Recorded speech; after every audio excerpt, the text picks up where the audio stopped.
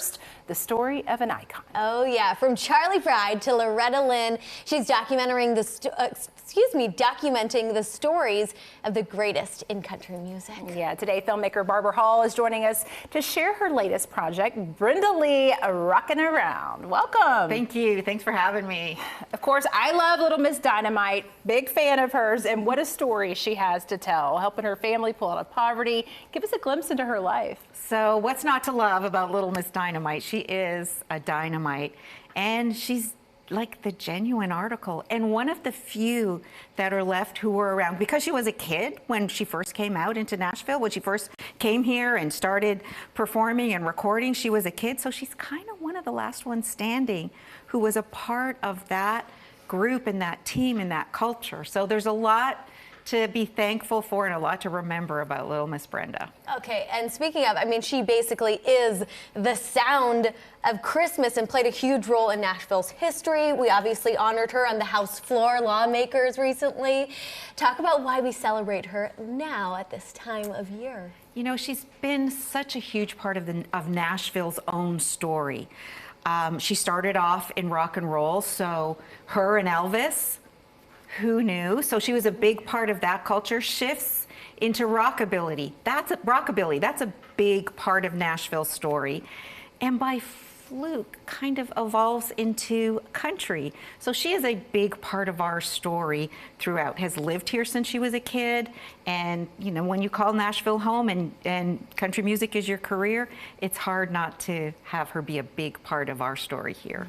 Well, you just mentioned Elvis. I know she's influenced so many artists in various genres. I think it was Taylor Swift that said she mastered the craft of heartbreak, the sound of heartbreak, right? Who do we hear from in this film? Well, we hear Pat Benatar say, and you know, there's only a little bit of her story in there, but Pat says, I wanted to sound like Brenda Lee. I wanted to learn how she did what she did and made those sounds that she did. I was emulating her. I was channeling her. My goal was to sound like Brenda Lee. She's like, I don't know that I got there, but that was my goal. And that's Pat Benatar. And that's just one of a handful of artists who loved Brenda Lee so much that they wanted to sound like her and be like her. Yeah, and I hear them say, oh, she was original, and that's what makes you stand out. And the craziest part is, you have had an amazing list of interviewees in your career. You just released a documentary about Patsy Cline. You've worked on projects with Winona, Loretta Lynn. What has that experience been like? What have you taken away from these interviews that you've had with the greats? You know, well, thank you for all of that. We've been very fortunate and we're very thankful for all the opportunity that we've had here and to tell stories. I'll tell you, I'm particularly drawn to women's stories because there's this notion that, you know, maybe women don't support each other and aren't encouraging each other. Certainly back then, those women formed a sisterhood and supported each other and helped each other and put some of their own needs aside to help somebody else, you know, help raise a hand to somebody else, particularly Brenda Lee, because she was a kid when Tammy and Patsy and Loretta were all around. She was a kid. Patsy in particular helped protect her and, you know, made sure she was okay because she didn't have a dad. Her mom had other kids to take care of. So that was a lot. So to be able to honor particularly those women and help share their stories, it doesn't get any better than that. So really grateful. Love it. Brenda, of course, a true treasure here in Tennessee.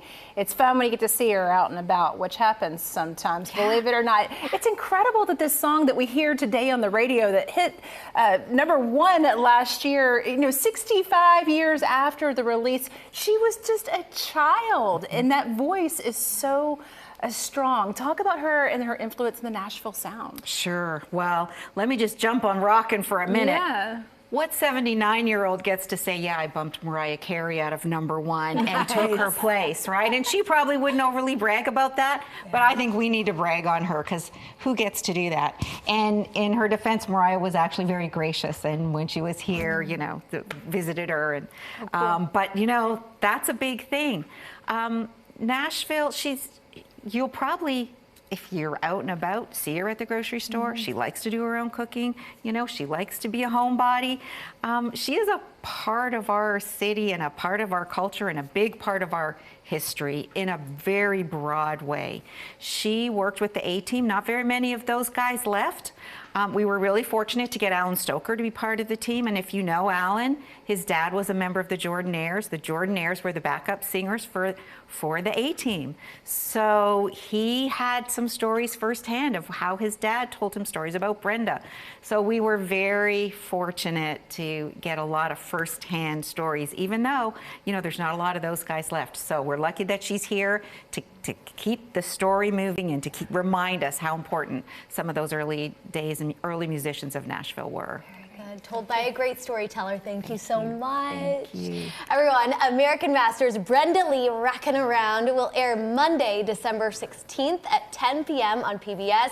There will be an encore Sunday, December 22nd at noon.